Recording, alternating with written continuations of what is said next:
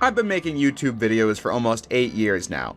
In that time, a glaring omission from my roster of videos was a retrospective on Ace Attorney, the visual novel franchise from Capcom. It's one of the more widely recognized visual novel series out there, as it features funny and quirky characters with serious drama spoofing the Japanese legal system that has hooked players for over 20 years. Suppose if you compare it to my other interests, it may seem out of left field, seeing as an overwhelming majority of the games I'm interested in are third-person action games, in various forms, whether it be platformers, hack-and-slash games, or third-person shooters. However, if you pay attention to my body of work, it is pretty evident that the Ace Attorney series has a large impact on me creatively, even though I've never once actually made a video covering the subject. I've been a massive fan of the Ace Attorney series since I first binged most of the games in 2017, and I've played most of them with some exceptions. I even own a physical copy of Professor Layton vs. Ace Attorney for the 3DS. This game is on the more expensive side these days, and I just managed to pick it up complete in box for $30 at a used store back in 2017. When it comes to Capcom IPs, they rarely miss, and despite visual novels not being my kind of game, this is definitely another winner to that lineup of iconic and great franchises. I have a lot of nostalgia for this series since, as I said, I first played it over 6 years ago now and have so many great memories of being up all night while being sucked into the stories of Justice for All and Trials and Tribulations. These are some of the first games I ever bought with money I earned myself with both YouTube and my summer job, which was the first and only ever job I worked besides this. My play logs on my 3DS show that these games were where most of my 3DS playtime came from, and I don't regret a minute of it. Now, I've wanted to cover Ace Attorney for years now, but I just always got busy with other stuff. But now that it has been a few years since I was last a super active fan of the franchise, I thought it was ripe for a revisit. Originally, I was going to cover the first 3 games across 3 videos, but I felt like it would be more cohesive and satisfying as one video to cover the original trilogy together. And thus, today we're going to talk about Phoenix Wright Ace Attorney, Phoenix Wright Ace Attorney Justice for All, and Phoenix Wright Ace Attorney Trials and Tribulations. Those might be some of the longest titles in gaming history, but still. We'll be going over the history of all 3, how I feel about them now, and why I enjoy them so much, starting with the first game that was originally released in 2001. Ace Attorney, or as it's known in Japan, Gyakuten Saibon, began development in the early 2000s under director Shu Takumi, who had been working on other projects at Capcom at the time. Following the completion of his work on the game Dino Crisis 2 for PlayStation, his boss, Shinji Mikami, the director of Resident Evil and Dino Crisis, had allowed Takumi to work on whatever he wanted to, and that was some kind of a detective mystery game. To keep the project at a small scope, it was being developed for the Game Boy Color, but when the team saw what the upcoming Game Boy Advance was capable of, development shifted towards that. The gameplay loop wasn't meant to be an exercise in legal knowledge for players. The real hook was just getting to collect evidence and unravel contradictions. Originally, you would play as a private detective, but that shifted towards a defense attorney defending his clients in court from lying witnesses. It was a game designed to be so mechanically simplistic that anybody could play it. After just 10 months of development, Gyakuten Saibon was released for the Game Boy Advance in Japan. It was written with the possibility of being localized and released in other countries, but that never manifested at the time. It would remain a Japanese exclusive for a few years, as a second and third game were released in the following years. But then, with the release of the Nintendo DS, Capcom finally decided to release the game internationally. Given their history of keeping games on older hardware for as long as possible, I'm actually kind of surprised by this move, but I'm glad they did because the international world was graced by Phoenix Wright Ace Attorney in 2005. It contained all 4 cases from the original GBA release and an extra 5th case added to the DS release that's been a part of the first game in every release since. To actually get into the game, you pick the first case, titled The First Turnabout, where you get a case intro of a man having killed this woman, Cindy Stone, and tries to blame it on another dude, and with that established, you're playing as Phoenix Wright in his first trial alongside his mentor, Mia Fey, defending Larry Butts from the charge of murder. Like I said, this game was designed to be very simple, but also supremely effective. The first case is a pure tutorial, and with that said, it establishes almost everything you need to know about Phoenix, Mia, and the gameplay loop in a pretty short amount of time. Court gameplay is the bread and butter of Ace Attorney. These are the parts people remember and come back to, as they're the most exciting moments of the game. In each case, Phoenix will face off against a prosecutor who has brought in a witness to testify against the defendant. You'll have to look at each statement of the testimony, and if something seems vague, you can press the witness for more information until one of their statements contradicts the list of evidence, and then you object. Objection! If you get something wrong, you're penalized a few times until you get a game over. But if you get it right, the witness will become more nervous and slip up more often, giving you more chances to object and prove your client is innocent. I don't know why the true criminals and/or co-conspirators are often so eager to testify in this series, but as a result, you get a wide variety of weird characters to interact with in each case. In terms of the court gameplay, in the first game in particular, this is actually as complex as it gets. Oftentimes, the rivaling prosecutor will object to your objections and demand you show proof to back up your claims. Or maybe sometimes the judge himself will ask you to do so and you'll have to show how the evidence contradicts a witness statement specifically. Mechanically, this is super simple, and as I stated, is nothing like any other game I have ever claimed to enjoy. But despite all that, Ace Attorney is incredibly satisfying to play. The game uses this very simple setup and limited technology to maximize the fun factor through sound and visuals. Inherently, it's really fun to object to statements because when you're right, the cross-examination music just stops. Then when Phoenix is on a roll with evidence, the objection theme kicks in, which creates a really triumphant feeling in the player each time you hear it. When witnesses have to testify again, the cross-examination music gets more intense. And when you really start to get to the truth, the pursuit theme will play where Phoenix and the prosecutor, in this game that would be Miles Edgeworth, start going back and forth. Objection! Objection!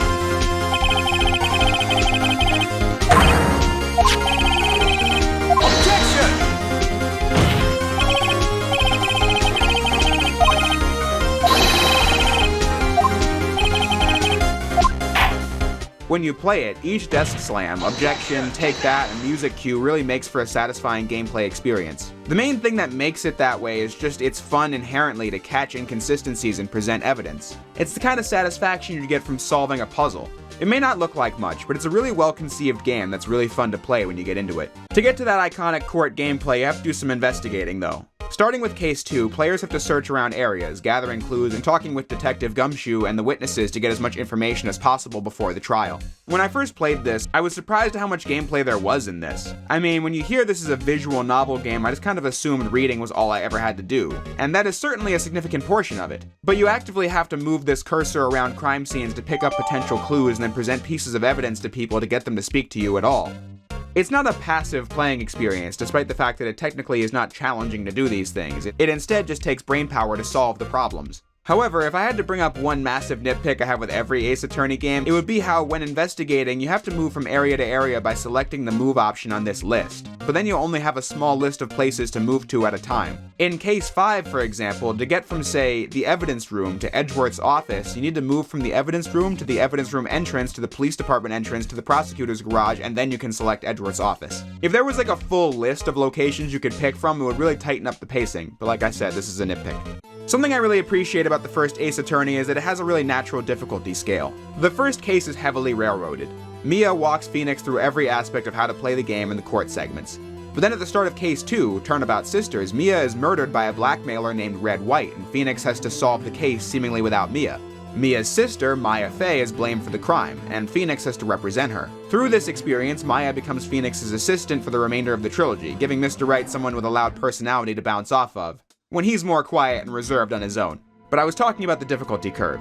It turns out that Fae clan members are spirit mediums, and Maya has enough training to communicate with Mia so that she can still help Phoenix when he needs it most. Each case uses her less and less, making it more and more difficult as Phoenix has to rise to the challenge of solving the cases by himself. But I'll say this, Cases 1 and 2 of this game are a little too easy. The first one doesn't really offer much besides the tutorial, and the second one also handholds players through how to investigate and gives you some really simple contradictions to solve. And then it also just hands out answers for free at a couple of different moments. I only bring this up because it does diminish the replayability when all the solutions are very obvious and you don't even get to figure out the final contradiction. Mia just tells you what it is. It kind of creates a disconnect between the game and the story, since Phoenix exposing Red White in this case winds up being one of the bigger moments in the series as it paves the way for Phoenix to solve the long unsolved DL6 murder in Case 4, which is a pretty big deal.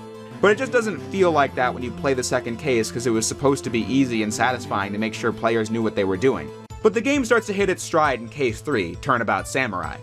With this one, the dynamic between Phoenix and Maya is set up. The player was also introduced to Prosecutor Miles Edgeworth in Case 2, so you know what kind of tricks and tactics to expect from him, as he'll do anything to get his guilty verdict. With all that established, the game can craft more complicated mysteries. This starts with the case intro. In the first Turnabout and Turnabout Sisters, the case intro reveals to you who the killer is, and thus the player already knows Phoenix's client is innocent and can use that knowledge to make it easier to solve the crimes. However, in Case 3, Will Powers, an actor on the kids show, The Steel Samurai, has been accused of murdering his co-star Jack Hammer. Throughout the case, Phoenix gets kind of nervous as the evidence keeps piling on that Powers is guilty. But the player also doesn't know what happened either, so naturally you feel what Phoenix feels as you try to solve the contradictions just on the faith that your client is innocent. In this case, the game makes it more rewarding when you receive outside help, as Edgeworth, the infamously ruthless prosecutor, decides to step in and help you catch the true killer when she's on the stand. This feels rewarding because now you just wonder what really motivates Edgeworth and wonder if he's really as bad as they say, leading to the reveal that Mr. Wright and Mr. Edgeworth once knew each other, something that's focused on in Case 4, Turnabout Goodbyes. Edgeworth is framed for killing defense attorney Robert Hammond and had no choice but to use Phoenix as his attorney. In this case, Phoenix has to go up against Edgeworth's mentor, Manfred von Karma, an infamous prosecutor with a perfect 40-year record who's more ruthless than Edgeworth ever was. So getting contradictions solved with him opposing you is the hardest the game gets, especially as Maya is unable to contact Mia's spirit in this case because she hasn't been training lately. Through it all, the player discovers that the true killer was this boat shop owner at the lake. He was accused of killing Edgeworth's father, Gregory, in an elevator 15 years ago with Edgeworth present, and this was the DL6 case. Robert Hammond had got the shop owner, Yanni Yogi, off the hook with an insanity plea, but this destroyed Yogi's life beyond repair.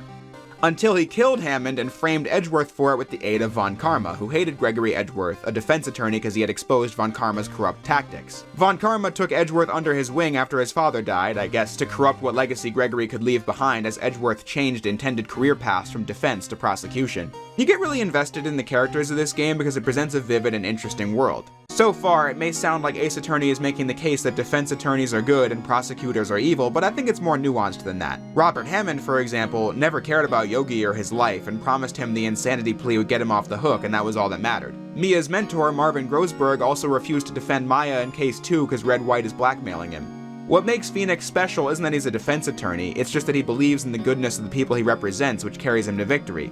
Detective Gumshoe might seem like he's working with Edgeworth in Case 2, but he saves Phoenix and Maya from getting attacked at the end of Case 3, and continues to provide Phoenix crucial help throughout the entire trilogy. So like I said, things often aren't black and white in this series, which was true from the very beginning. This all culminates in Case 4, where the player gets really invested in what's happening because a lot's at stake for the characters. It's revealed that the reason Phoenix became a defense attorney was because of how, as a kid, he was accused by the entire class of stealing someone's lunch money. Still, Edgeworth was also in class defending him despite it being his money that was stolen because they had no evidence against him, and the two became friends after that until Edgeworth was transferred to another school following the death of his father. When Phoenix heard all the stories about Prosecutor Edgeworth being this ruthless and shady guy who also wouldn't respond to letters, Mr. Wright decided to become an attorney himself and challenge Edgeworth directly. But now that Edgeworth is on the stand, Phoenix is willing to fight tooth and nail against Von Karma because if he doesn't, Edgeworth is going to admit to and believe that he murdered his father, since Yogi hadn't done it, and the only other person who could have was Edgeworth when he tried to save his father. Phoenix doesn't want that to happen, and that drama being what is at stake makes it really compelling to play. Even though Turnabout Goodbyes is home to some of the bigger leaps in logic and antics in the series, like Phoenix cross-examining the killer's parrot for information, only for it to be revealed that Von Karma expected that and retrained the parrot, or having to present a metal detector to prove that Von Karma was the real killer in DL6 and just never removed the bullet to not leave an evidence trail. Regardless of all that, I find it nail-biting to experience for all the reasons I've mentioned thus far, the character drama, but also those earlier points about sound and music. I mean, Von Karma is running the whole trial for the entire case, shutting down Phoenix at every turn with carefully prepared witnesses and evidence, to the point where the guilty verdict even got handed down halfway through the case, and Phoenix can only continue when Larry arrived with additional testimony. So point being, the deck was thoroughly stacked against you for the entire case, but it's absolutely awesome to watch when Phoenix realizes that Von Karma was the killer of DL6, because when you have to reach and say the metal detector could reveal he got shot, you finally see Von Karma on the back foot for once, and that is just really satisfying. Now Phoenix is the one cutting Von Karma off, and when you do that and hear the music, it's simply unforgettable.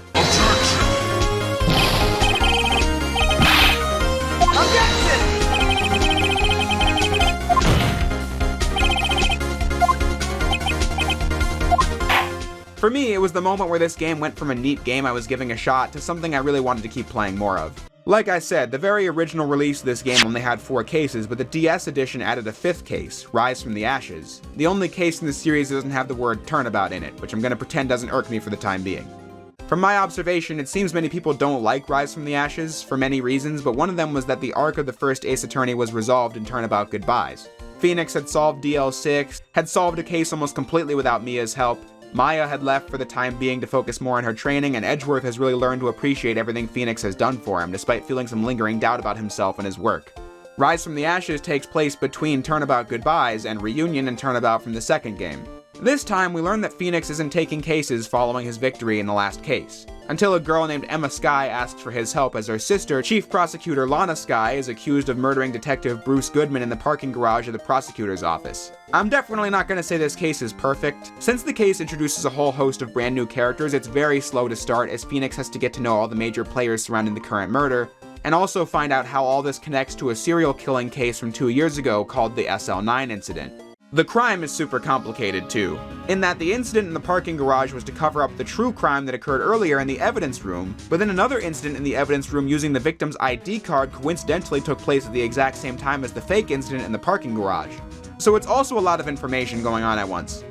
It's pretty clear that this case was written after the third game because the level of complexity started to rise with each game, but jumping from a case that was much simpler like Goodbyes to this might be jarring for players. And it's also agonizing in the second day of the trial to have to watch through the security footage from the evidence room multiple times because it takes forever to slowly scroll through. And I think everyone dreads this part where Phoenix has to make this jar look like the Blue Badger mascot because the angle is just so precise to an unbelievable degree. Although I find that part humorous because you don't even get penalized for getting it wrong. You just have to keep going to the tune of this clown music for as long as it takes to get it right. Take that!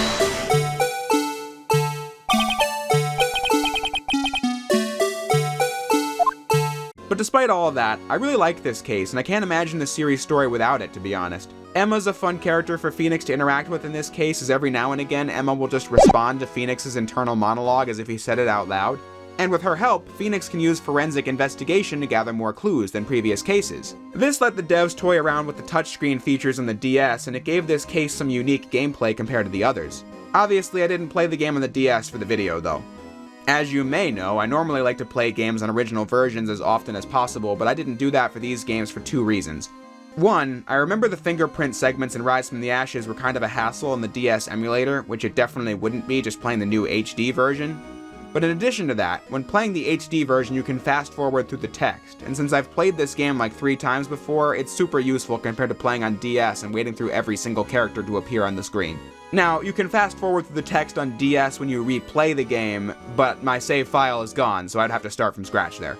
The HD version is a really great remaster and is very easy to recommend for anyone who wants to check out the Phoenix Wright trilogy. Though, if I were to directly compare different versions, I would say a case can still be made for the originals. Not only do I just think that playing original versions of games best represents the title, but then there are more material reasons, like how the backgrounds are all AI upscaled and perhaps look too clean now, and perhaps had more depth than the DS. Plus, the image is cropped to fill the screen, which loses some detail on the taller characters like Damon Gant. However, the ability to fast forward through text is a lifesaver for me, and the Switch version has the portability that the DS version did, so all in all it's a great port, and the best way to play the games. Especially thanks to the sprites being updated to be really on model with the original artwork which the game's original sprites were based on.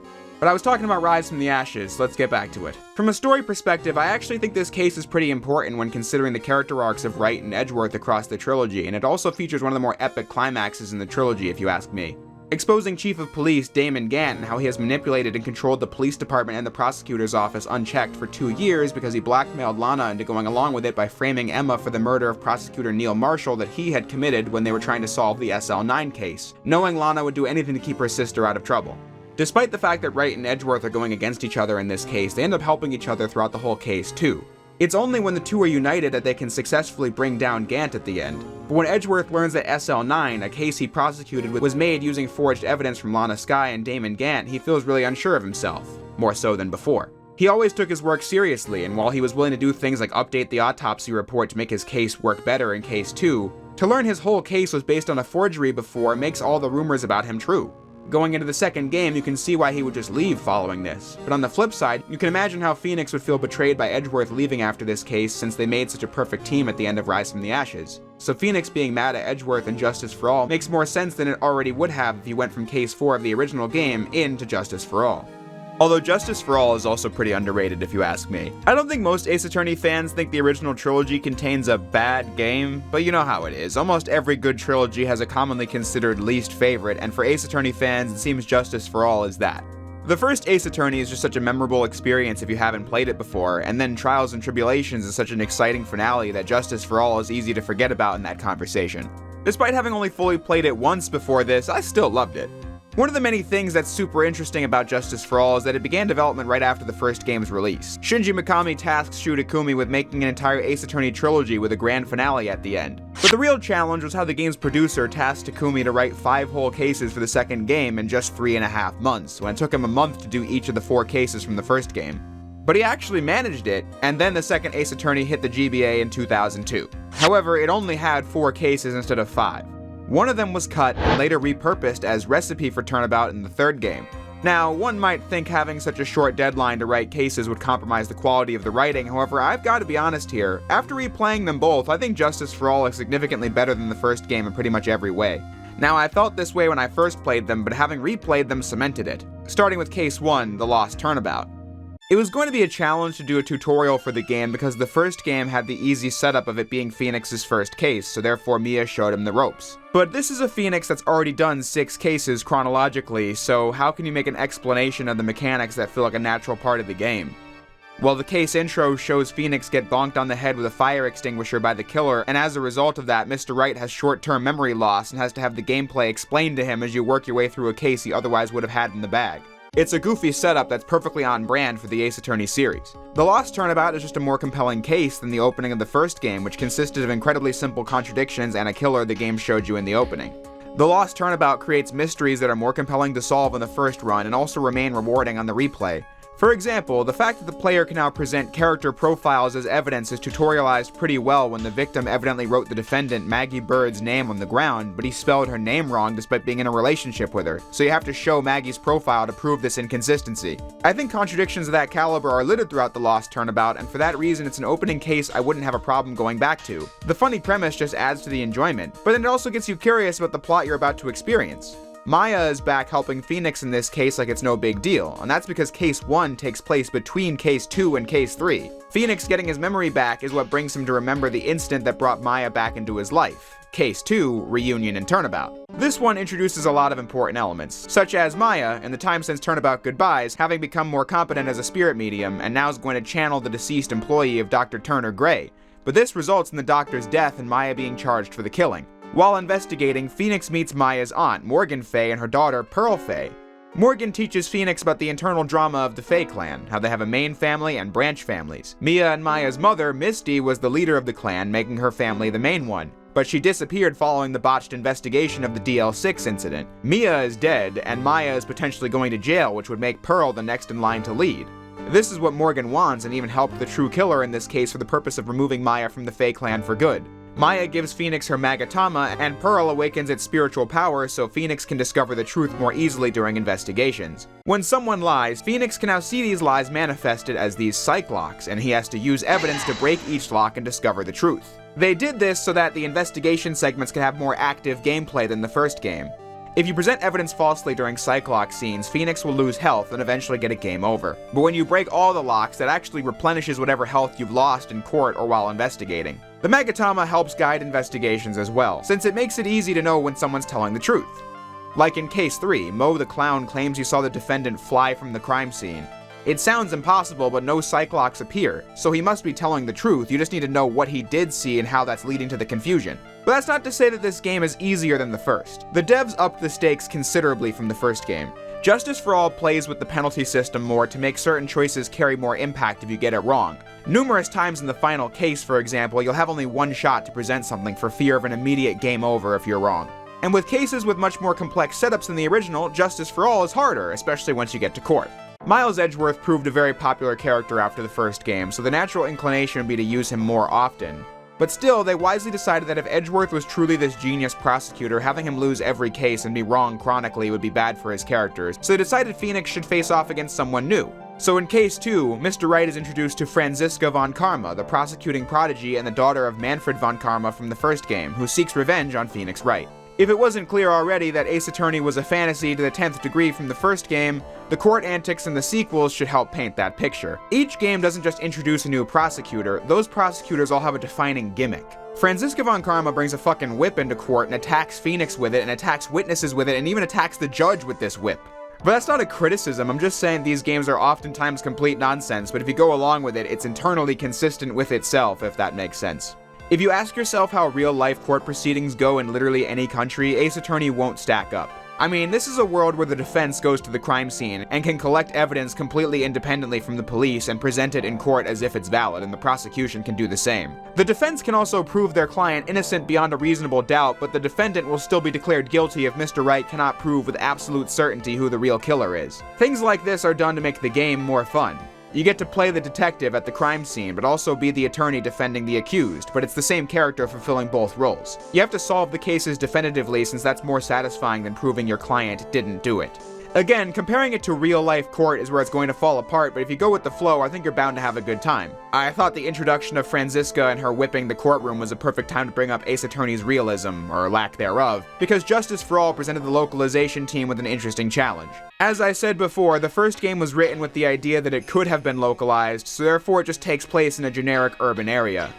There's only the one judge, and the trial setup is simple enough to be understood across the globe, while not basing itself on any one system. But that game didn't leave Japan for a few years, so when writing the second game on GBA, Takumi felt more comfortable with the game explicitly taking place in Japan. Maya lives in Crane Village, which is only a single train ride away from where Phoenix lives. When the first game was localized, it established that the game didn't take place in Japan, but rather Los Angeles, since they thought that changing some of the dialogue and locations around to be an American city would just make more sense to a US audience. And I'm sure you can see how that would become an obstacle when translating Justice for All, since there exist no places in the greater California area that look like Crane Village. But what the localization director, Janet Su, who also provided the English voice of Franziska, came up with was that maybe the English versions of Ace Attorney do take place in the US, but an alternate reality where a piece of legislation called the California Alien Land Law of 1913 that prohibited immigrants from owning farmland never existed, and thus a cultured community like Crane Village could potentially exist. I bring that up because I just think it was a clever and interesting solution to the localization issue. It's not something that ever gets brought up in the game, but it's something that the people who worked on the game had to think about extensively when translating the game. I mentioned earlier that Justice for All is a lot of people's least favorite game in the trilogy, and I can't agree. When I replayed the first game, I felt that there were 3 good cases in that game, and really only 2 great cases, and 2 that were just tutorials. This is not a knock on that game, it's just that it being the first one is the cause of it being pretty simple. Already I've talked about how the first 2 cases in Justice for All have given you more to think about and discover and solve than the early game of the first game, and those are the things that make Ace Attorney great. So it's just more of those things. I'd imagine a lot of fans wouldn't really object to anything I said just now, but it's case 3, Turnabout Big Top, where people really start turning on this game. I'd say this is the most infamous case in the series. The famous magician, Max Galactica, has been charged for killing the ringleader of the Very Big Circus, and to get to the bottom of it, Phoenix has to interact with a whole host of circus clowns. Literally. Personally, I've never gotten the hate for this case. I think for one case, it's really entertaining to see the tropes of Ace Attorney taken to this extreme. As in, the series has always been about the relatively normal person, Phoenix Wright, having to interact with a cast of utter weirdos and morons, but it being an actual circus is like that multiplied by a factor of 10. I just think it's funny when Mo the Clown is trying to tell jokes that don't land, and Phoenix has to work through it. I especially thought it was funny how the judge just starts losing his shit with this guy on the stand when he's normally so laid back. Perhaps you could say my ability to fast forward through the text in the HD edition allows me to enjoy the case's humor a little more. When playing the original will be slower, but even then, I thought it was entertaining when I first played this game back in 2017. The only thing about this case I thought was weird and uncomfortable was how a minor plotline is these grown men who want to marry the ringleader's daughter who's 16, and then nobody draws any attention to it, not even a snide remark from Phoenix in his head. But other than that, I thought it was entertaining to watch. The court proceedings in this case are some of my favorites in the game. I think for this game, they realized the most intense parts of the first game were when the defense and the prosecution were trading objections back and forth, and so they really leaned into that with Phoenix and Franziska in this game, and this case having many examples of it.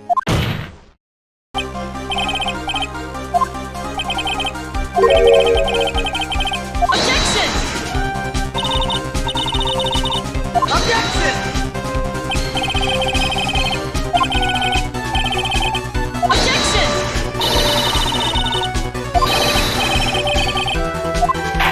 Speaking of Franziska, she reveals some important facts during the second investigation day. Up to this point, Phoenix refuses to even talk about Edgeworth and demands Maya stop talking about him whenever she does. Here we find out that after Edgeworth's numerous defeats in the first game, and being the defendant himself, he decided to just up and leave, only leaving a note behind that says he was going to do the thing that I can't say for fear of this video being demonetized. Phoenix was just hurt and disgusted that Edgeworth would give up on everything because he lost a few cases, when he thought they'd reached an understanding after all that. Franziska also thinks Edgeworth is pathetic for the opposite reason. The fact that he lost cases is why he's no longer worthy of the Von Karma pedigree. But at the end of Case 3, we see that Edgeworth is quite alive and is returning. Turnabout Big Top might be the most infamous case in the series, but then Case 4, Farewell My Turnabout, is definitely one of the most iconic. The star of the Nickel Samurai show, Matt On Guard, has been accused of killing Juan Corrida, the star of the rivaling show, The Jammin' Ninja. But Phoenix is forced to take the case because Maya is kidnapped by an assassin named Shelly to kill her, and his condition is that Phoenix has to get On Guard a total acquittal in one day of the trial. This case is pure suspense. Back in 2017, I was hooked on this like nothing I'd ever played before. I was up all night playing this case at certain moments because I didn't want to put the 3DS down. The killer shoots Franziska outside the courthouse, and Edgeworth has to take up the case in her place. Naturally, the drama between Phoenix and Edgeworth is at an all-time high now that he's back, but Phoenix has no choice but to work with him now that Maya is kidnapped. Edgeworth being more ruthless to the witnesses than ever before. However, he also allows Phoenix to, and also helps prolong the trial for as long as possible to buy more time to save Maya. Obviously, the fact that someone would order Maya kidnapped to get this not guilty verdict would make it pretty obvious that something's afoot. However, Phoenix asks On Guard if he killed Juan Corrida, and he says he didn't, while also being a complete airhead to boot. No Cyclops appear, which gives Phoenix and the player a false sense of security for the first half of the case. But that's because Matt On Guard just puts on a clueless front when he really is a monster who's ruined the lives of many people. He hired an assassin to kill Juan Corrida, and because of that he was able to say he didn't kill anyone at the start of the case. So when the truth is out, Phoenix is forced to defend someone he knows is as guilty as they come. This is such exciting character drama because throughout Justice for All, Phoenix is pretty convinced of how bad prosecutors are. The way he saw it, Edgeworth, Manfred, and Franziska Von Karma were all these corrupt people who put their egos before the truth. Now, Phoenix has to work on a case where he knows he's defending someone guilty and has to point the blame towards Adrian Andrews, who he knows didn't commit the crime in order to save Maya. Edgeworth says that his defeats in the first game got him to think about what being a prosecutor meant to him. That was why he left, and that now Phoenix has to ask himself what it is being a defense attorney means to him. This is put to the test at the end, because Franziska busts in with the final pieces of evidence to save the day. But right before then, you run out of time and the player has to make a choice. Allow Maya to die and admit On Guard deserves the guilty verdict, or lie and say Adrian did it. This choice just puts the player in Phoenix's shoes and gets you to think about that question of what the job and what this badge Phoenix wears is supposed to mean. And like what I was saying about Turnabout Goodbyes, these questions and that drama is so compelling that it allows me to laugh with the game through things that make no sense, like an assassin being able to take the stand over a radio and threatening to murder the judge while he's at it. By the end of it, Phoenix manages to prove On Guard was going to blackmail DeKiller with a tape of the murder, which causes DeKiller to nullify his contract with On Guard, and with that he frees Maya. Once the day is saved, Franziska decides to abandon the path of the prosecutor purely because the losses on her record are unforgivable sins on her end. This leads to the ending scene after the credits where Edgeworth catches up with her at the airport. It's here where the player learns about her true motivations. From the beginning, she said she was out for revenge. Phoenix and the player assuming this just meant she was upset that Wright destroyed her father's career in Turnabout Goodbyes. But in this final scene, we learn the truth, that she and Edgeworth were taught how to be prosecutors by Von Karma. But Edgeworth left her behind and established a career for himself as a ruthless prosecutor. She hated him and resented him for that and for being a star pupil of her father. She came to the US to battle Phoenix Wright in court with the dream that she could do what Miles Edgeworth failed to do. Best Phoenix Wright, and then she'd prove how capable she really was. But she failed to beat Wright just like Edgeworth and even her father. It's a great scene because it gets you to rethink the character motivations up to this moment, but also for how it shows Edgeworth's growth since the first game. He tells Franziska that while he was gone from the country, he realized that being a prosecutor can mean more than the ego-driven philosophy that Manfred Von Karma embodied. They can be more if they choose to be. But clearly that training is going to be harder for Franziska to undo. But she does plan on returning one day, as she kept one piece of evidence for herself from this case and will give it to Mr. Wright when next they meet. They do meet again, although this exact plot thread is never followed up upon. But that doesn't take away from this being a really impactful ending to an already compelling game. Nor would I hold it against the third game. And speaking of which, Phoenix Wright, Ace Attorney Trials and Tribulations. Ask most Ace Attorney fans what their favorite game in the series is, and you're bound to hear this name several times. I can't say it's undeserved. I mean, when I first played this game over 6 years ago, I was completely blown away by how compelling it was from start to finish. With this video, I have now completed it for a third time and was curious to see just how much of the magic was still there. Trials and Tribulations had released 2 years after the second one, but most of that time was spent on really getting as much out of the Game Boy Advance as physically possible with sprites and music, as you'll see. As I said earlier, this game was conceived from the beginning to be an epic finale for the series, and while that didn't last, given the fact that there have been 8 games released after this one, it stands as the finale of the Phoenix Wright trilogy, and a memorable one at that. They had faced the same obstacles starting the 3rd game that they did with Justice for All. How do you do an organic tutorial where the Phoenix was even more experienced now than last time? And the answer to that was super creative. In the first case, Turnabout Memories, you don't play as Phoenix at all. Instead, you go back 5 years and witness the 2nd case ever worked on by Wright's mentor, Mia Fey. Back when Phoenix was still in college and gets accused of murdering another student, and his girlfriend Dahlia Hawthorne is the true culprit and a complete psychopath, and Phoenix just cannot grasp this concept.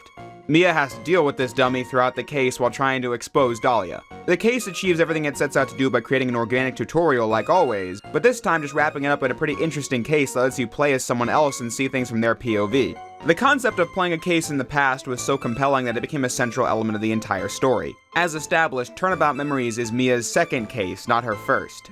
All we know about that 1st case is that it ended poorly enough to where Mia never thought she'd recover from the trauma, and that Dahlia Hawthorne lies at the center of it. And that in between cases, this woman poisoned an attorney's coffee and got away with it because they couldn't find any definitive evidence for it. All that's pretty interesting, however you don't focus too hard on it when you first play the case, because you're more focused on Phoenix and his getting the not guilty verdict and his telling Mia about his interest in being a lawyer to help a friend, and that maybe they'll meet again someday. See the first Ace Attorney for the conclusion of that. You then go back to the present in Case 2, the stolen turnabout.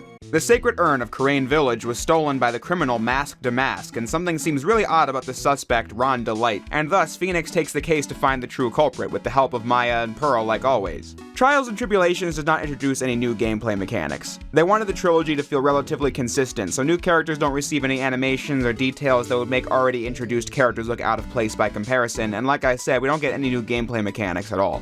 Takumi felt like the Magatama and Justice for All added the right amount of gameplay to the investigation segments and didn't want to keep piling on more stuff. Instead, just doing more of what worked for the 3rd installment, such as introducing a new prosecutor. In this game, we meet Prosecutor Godot. Godot is easily one of my favorite characters in this series. Just looking at his design got me instantly curious to see what he was all about. I mean, he's got this Cyclops-looking visor on his face, but he does not shoot lasers out of it. Instead, he needs them to see. His true gimmick is his love of coffee and poetic metaphors. He drinks 17 cups per trial and has the right amount of arrogance you'd expect from an Ace Attorney prosecutor, with the perfect theme music as well.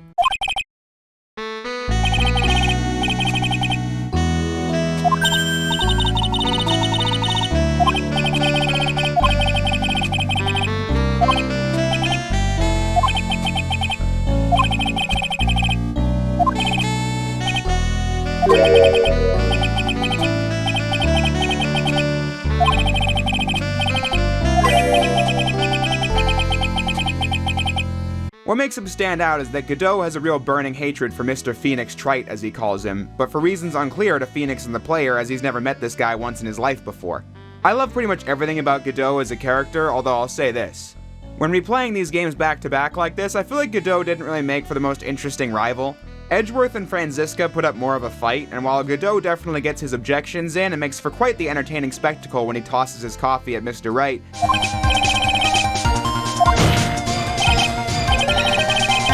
Objection!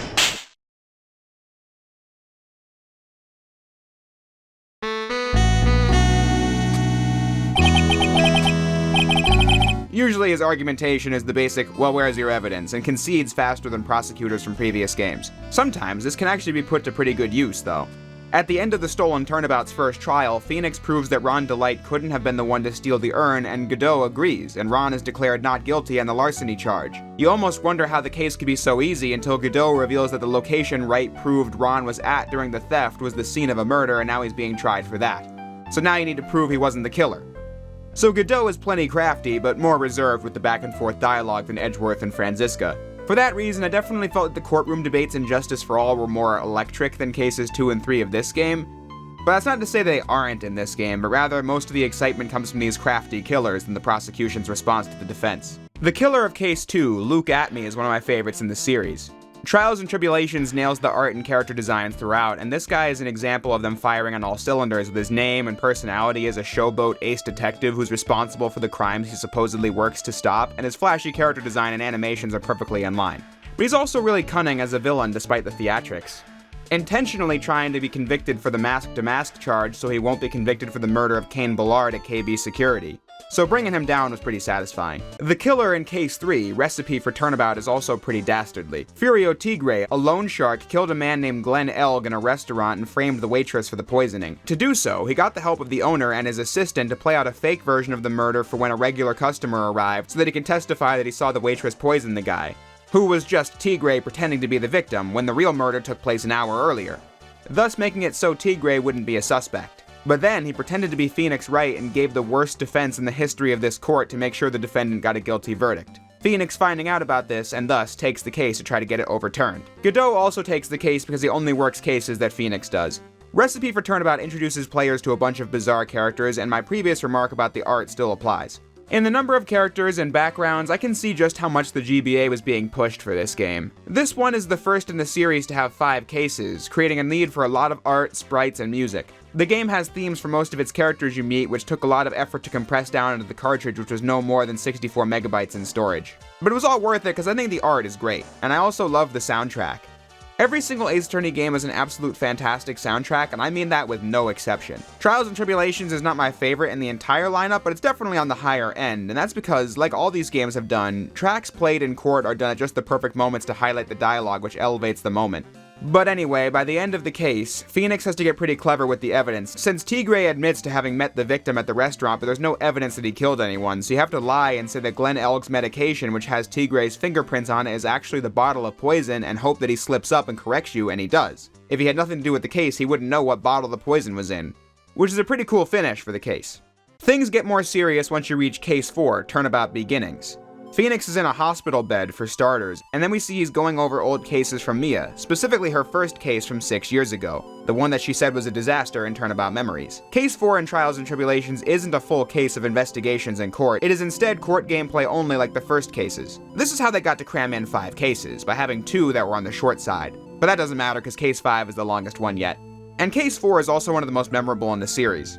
Mia is representing a death row inmate named Terry Falls, who is accused of killing Detective Valerie Hawthorne, who was a key witness in Falls' original trial where he was accused of killing Dahlia Hawthorne in a botched kidnapping from 5 years ago. This case is dripping with dramatic irony. By showing us Mia's second case at the beginning of the game, it allows you to easily get into the story and laugh at a case of Phoenix Wright having a crazy girlfriend in college, but also get the knowledge that there was a case before this where Mia met Dahlia for the first time. Now that you get to play that first trial, it's really suspenseful since you know that Dahlia Hawthorne is alive at this point and that the witness in this case, Melissa Foster, is Dahlia. So how is Mia gonna expose it? And when does this trial go off the rails? These are all the questions you're asking yourself while playing. Going up against Miss Faye is actually Miles Edgeworth in his first ever trial as well. The younger Edgeworth getting a design more reminiscent of Manfred von Karma and even copies his mannerisms too. This is the kind of cool fan service you never thought to ask for but are delighted to see as we get the classic underhanded Edgeworth from the first game back and against Mia. This pays off the part in the trial of Turnabout Sisters where Edgeworth told Mr. Wright that Mia and Phoenix's tactic of pressing witness statements to find contradictions was cowardly. Now we see when Edgeworth was first introduced to that tactic and the electric debates that took place as a result of it.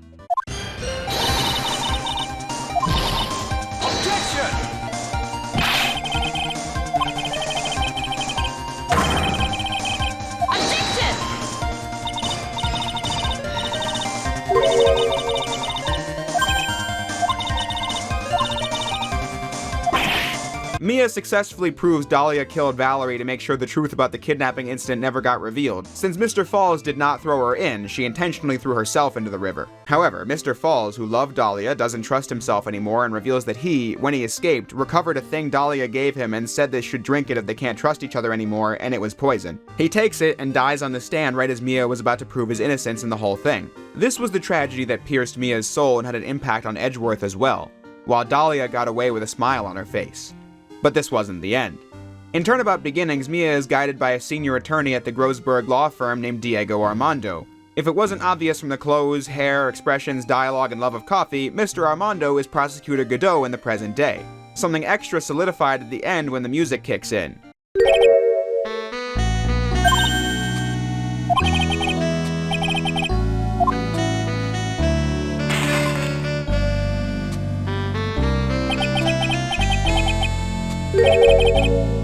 The two worked to find more evidence to get Dahlia convicted for her crimes, but that's when Mr. Armando was poisoned by Dahlia and thus kicking off the events of Turnabout Memories. Placing these two cases out of order makes the game really satisfying to replay, as you can see the events of each case in a whole new light now and just see how many things were foreshadowed throughout the whole game, leading to the final case, Bridge to the Turnabout. If you want to talk about dramatic irony, the opening of Bridge to the Turnabout is full of it. Maya and Pearl have dragged Phoenix to Hazakura Temple for Maya's mystic training. But in the advert, one of the nuns, Sister Iris, looked exactly like Dahlia Hawthorne, which made Phoenix want to go. When they received the full map of the area, you can clearly see that this is Dusky Bridge that Case 4 centered on, which just makes the whole thing really tense even while nothing is going on. Disaster strikes when the children's author, Elise Donham, is found dead in the Hazakura Temple side of the bridge that Phoenix was on, while Maya is on the inner temple side, but Dusky Bridge is on fire from a lightning strike, but Mr. Wright tries to get across anyway and falls into the river.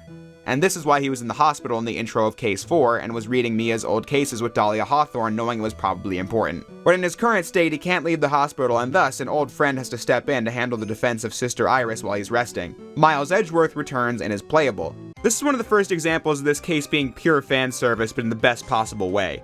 It is absolute madness how Edgeworth just puts on the defense attorney badge and pretends to be a defense attorney and can just hope nobody catches it. But it's totally worth it because playing as Edgeworth is something you'd never expect to happen, but it's really interesting. Already, the player got a taste of seeing the story from a POV other than Phoenix's when you played as Mia, but this is playing as Edgeworth throughout a whole day of investigation and a trial. Getting to hear his internal monologue while he's interacting with Detective Gumshoe is a lot of fun. And it really puts in perspective how much Edgeworth has changed, because the last case showed him at the beginning of his career as a prosecutor, and now look at him, taking up the defense on behalf of Mr. Wright out of sheer mutual trust and respect. Edgeworth also arranged for Franziska von Karma to return to prosecute the case since Godot is nowhere to be found. So the case also gives you a court battle between Edgeworth and Franziska, something you probably wouldn't expect them to do but are glad they did. It's just a lot of fun to watch play out. After Edgeworth establishes that the victim was not killed in the main hall side of the bridge, the case is extended by another day for an investigation on the other side, and you return to playing as Phoenix. The final investigation day of Bridge to the Turnabout was probably the most hooked I've ever been while playing an Ace Attorney game. The fan service just keeps going as Phoenix's investigation is aided by Edgeworth and Franziska, as Maya is still missing, even once the bridge is repaired. Teaming up with these once bitter rivals for an investigation is, once again, not something I ever thought to ask for, but the final case delivers on it, bringing the trilogy full circle, and it does that in many ways. The case revolves around the drama of the Fae clan that's been a background element throughout the trilogy. It's revealed that spirit mediums have been on the rise again because Phoenix solving DL6 in the first game showed that the spirit medium used in that investigation, Misty Fae, was not a fraud after all. That is relevant because the victim's true identity was Misty Fae, who was here because of the fact that the current murder was a plot from Morgan Fae to kill Maya once and for all and set up Pearl as the next master. Pearl, not knowing what was going to happen, was told to channel Dahlia Hawthorne, who was recently executed, on the night of the training, and that Dahlia would then kill Maya. Dahlia and Morgan hatched up this plan while they were in prison because it also turns out that Dahlia and Iris are twin sisters and the daughters of Morgan from a previous marriage. The husband left with the kids when he found out that Morgan lost out on being the master to Misty Fae, leaving Iris behind at this temple and taking Dahlia and getting remarried. Mysteriously, Godot was also trapped in the inner temple side despite having seemingly nothing to do with the case beforehand. But his being back means he can prosecute the case in what I believe is the best trial in the series. From the start of the final trial to the credits took a little over 2 hours even on this third playthrough, and I just thought it was super exciting to play. Iris takes the stand and tries to frame Maya for the murder of Misty in a testimony riddled with lies, and Phoenix exposes these lies and realizes that the Iris on the stand is actually Dahlia Hawthorne's spirit, and that's why her demeanor shifted completely from yesterday to today. The real Iris having been trapped inside the sacred cavern by Dahlia the previous day. Once Dahlia realizes she has nothing to lose, she testifies about Morgan's plan and how she happily went along with it because killing Maya meant she could get her revenge on Mia Fae from beyond the grave, and that Maya is no doubt dead. Godot's role in the trial is especially interesting when you replay the game. He knows everything that Dahlia is saying is nothing but lies, but he decides to play along with it and guide Mr. Wright to the truth disguised by his usual antagonistic tone. Like when he says, "I bet you're gonna try and turn the whole case around like always. If so, start with the drawing." Which is the very thing that unravels the true crime scene and allows Phoenix to find that Maya is still alive and is the one who's currently channeling Dahlia. The perfect way to hide from a vengeful spirit is becoming that spirit without them even realizing it. Mia returns through Pearl to reveal to Dahlia that her life is nothing but a miserable failure and that's the fate she can never escape, even in death, as she's then excised from Maya's body. It's absolutely incredible, but that was only half the battle. Godot challenges Phoenix to find who really killed Misty Fae with Maya as the final witness.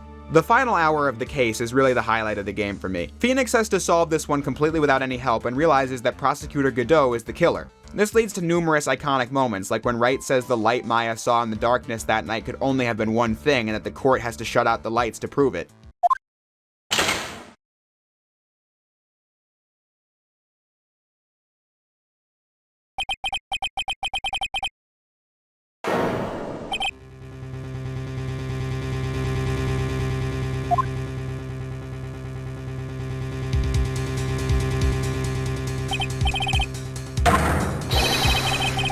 Godot reveals that he was Diego Armando and was poisoned by Dahlia 6 years ago, but when he woke up, he had lost his sight, which is why he wears the visor. He learned that Mia had been murdered and Dahlia sentenced to death. All that he loved and loathed was gone, so now all he cared about was becoming a prosecutor to face off against Mr. Wright to see what kind of guy he really was. Blaming Phoenix for Mia's death since he wasn't there when she got attacked by Red White. Utter projection on his end. And he also wanted to protect Maya Fey from this Morgan Fey plot since he found out about it and tried to subvert the plan, getting Misty and Iris to help him do it. But that's all he confesses to. Phoenix has to figure out how it all went down, which leads to the fiercest court debates between Phoenix and Godot in the entire game. Godot actually wanting the truth of what happened to be revealed, but doesn't want Mr. Wright to get the easy win. Objection!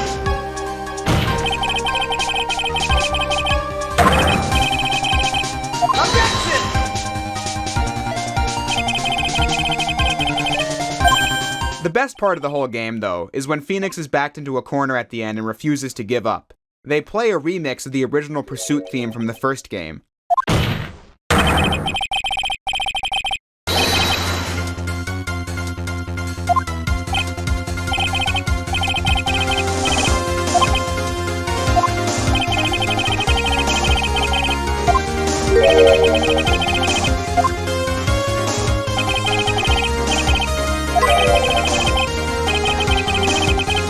Like, if that's not the whole series coming full circle, I don't know what is. The case is a non-stop roller coaster of hype, and the climax was the best part. They stuck the landing and then some with this ending. But this video has already spoiled the case enough. When I've been trying to be pretty light on the tiny details, because I figured I'd let anyone who's watching this video who has yet to play it experience some of it fresh, since I haven't even gone over a bunch of the other reveals at the end of the case, since like I said, it's jam-packed full of them. But I use that description of Bridge to the Turnabout as my final piece of evidence for what made the Phoenix Wright Ace Attorney trilogy such a fantastic experience from start to finish. It's the endpoint of what the whole trilogy was trying to be, as well as what the video was trying to say. As established much earlier, Ace Attorney is absolutely, positively nothing like any other game I would personally consider a favorite. But here I am describing why I was up all night playing the final cases of Justice for All and Trials and Tribulations. Because with this simple but rewarding gameplay system, they crafted a story that, despite being a farce at numerous points, you come to love it as part of the charm as you experience this story with characters you come to really care about and be invested in the development of. By the end, you unravel a complex case that brought the whole trilogy full circle, making you feel for a character like Diego Armando. Despite being an arrogant jerk for the entire game, his finally seeing how he was the problem all along, and his ending his beef with Mr. Wright, is a moment that, in terms of dialogue and music, is really cinematic and impactful.